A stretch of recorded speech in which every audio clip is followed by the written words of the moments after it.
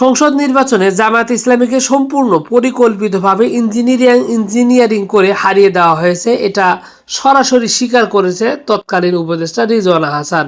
শুধু তাই নয়, আগামীতেও যাতে জামায়াত ইসলামী ক্ষমতায় আসতে না পারে সেদিক থেকেও সতর্ক থাকার কথা বলেছে। ভয়ঙ্কর এই পরিকল্পনা সাধারণ মানুষের জনমত, দেশের মানুষের আকাঙ্ক্ষাকে এই ইসলাম বিরোধী শক্তি দমিয়ে রাখতে চায়। আগামী সংসদ নির্বাচনে জামায়াত ইসলামীকে অবশ্যই এই ব্যাপারে সতর্ক থেকে ব্যবস্থা নিতে হবে, অন্যথায় ইসলাম বিরোধী এই শক্তি কখনোই বাংলাদেশে ইসলাম কায়েম হতে দিবে না, এটা স্পষ্ট।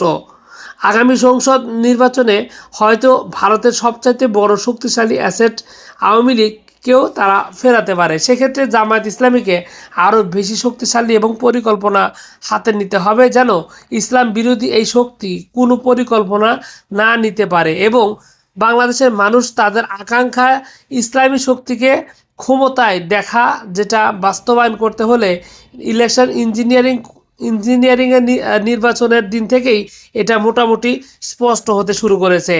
যেভাবে তারা মিডিয়া ট্রায়াল দেওয়া শুরু করেছিল এবং এমনকি কিছু কিছু কেন্দ্রে 20 থেকে 25টি কেন্দ্রে ফলাফল আসার আগেই বিএনপির এমপিদের বিজয়ী ঘোষণা করা থেকে শুরু করে নানান ধরনের অপকর্ম সুস্পষ্টভাবে দেশবাসীর সামনে ভেসে উঠেছিল।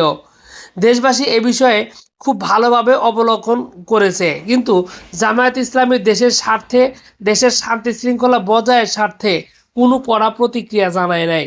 কিন্তু এইভাবে যদি আগামী সংসদ নির্বাচনও চলতে থাকে তাহলে নিশ্চিতভাবেই বিপদে পড়তে যাচ্ছে এদেশের ইসলামী শক্তি।